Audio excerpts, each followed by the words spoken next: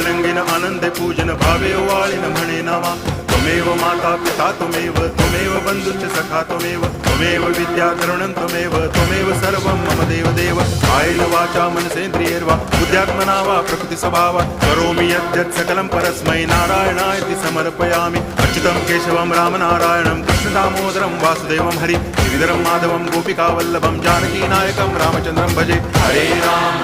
Ram